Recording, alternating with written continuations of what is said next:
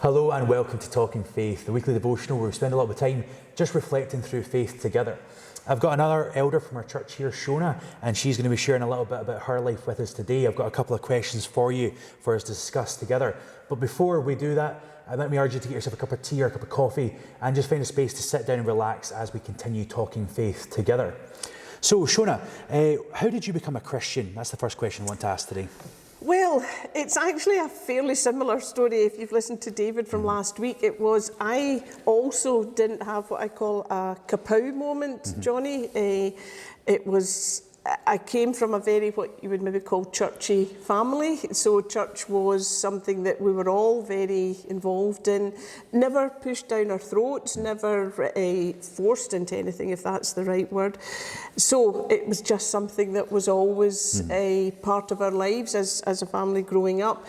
Unlike David, our church had something for every age group. So our youth fellowship was wonderful, and I think that's probably where the major seeds were sown, with kids of our own age, and we did lots of different things together, not only on a Sunday night, but any time that there was something going on, youth fellowship got involved in it. So then I left Girvan, came up to Glasgow, and when I was in the West End, went to Partick East, but this was basically the church where I've settled. A relative newcomer compared to some, probably been here only about 30 years, but but this is where my faith has really developed and much more involved on a personal basis. And so nothing Saul in Damascus, but just a slow burning, faith growing. And that's the experience for a lot of people, where seeds that have been sown in your youth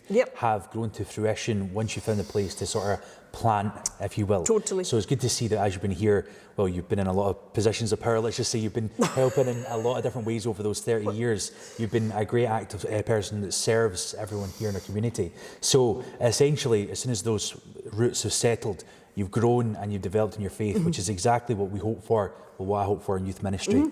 That all the young people, if they go somewhere else, if they stay here in the future, that they have the roots to start to embed and grow wherever they go. Totally. So my next question is, obviously, what is your role here?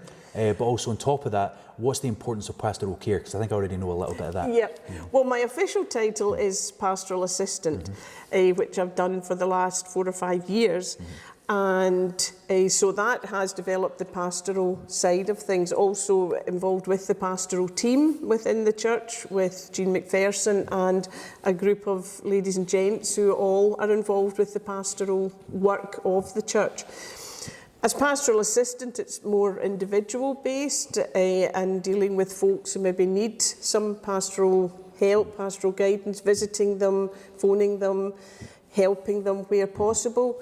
Working with Alan to make sure that we're covering everybody who needs pastoral guidance. It's a wonderful area to be involved with. It's crosses the length and breadth of the church, gets us involved with so many people. It gives us contact with so many people, which I think is the essence of pastoral work, is the contact that we have. Two-way street. We speak to folks, they speak to us. It's a wonderful area. I would recommend it to anybody to be involved with, to be speaking young and old. It covers the whole. You're obviously involved with the youngsters, but you're pastoring to them just as we are to maybe the older folks. But it's something that's crucial to the church to keep everybody feeling belonging to, that they're loved by us, they're loved by God, and it's just so important, Johnny.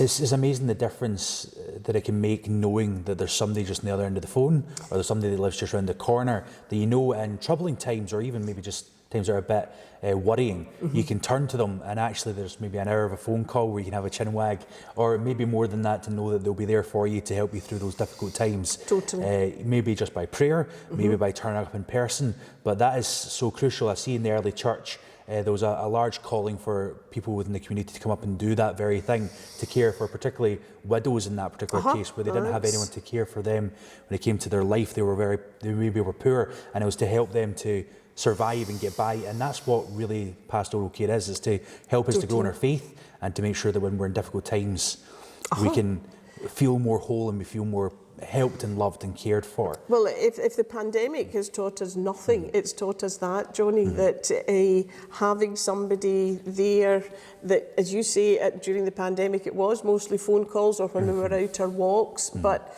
it was a joy when you were out your walk to meet somebody, have a bit, as you say, a bit of a chin wag, let them know that we were here, even though the building was closed, we were still pastoring to them, and that was so important. It's funny because we're right behind that park, like literally, or the park's right behind us. Like every walk, you'd see 10, 20 people you know. Yep. And I think a couple of walks I went on with Alan were very much so. Okay, we're going to stop in here for 15, 20 minutes. We're going to stop in there for 15, 20 minutes, and that's just the way it is. No, so it's the only place we could chat was then. So we filled our boots whenever we could. Oh, exactly. Definitely. And people loved it. People really appreciated it. And even if it was over somebody's head, you were still, having the contact with them, which was crucial, absolutely crucial. I think that ties back in a little bit to what David Sherry brought up last week of the sense of community this year, very much and the so. importance within a community to have somebody that cares pastorally for other people.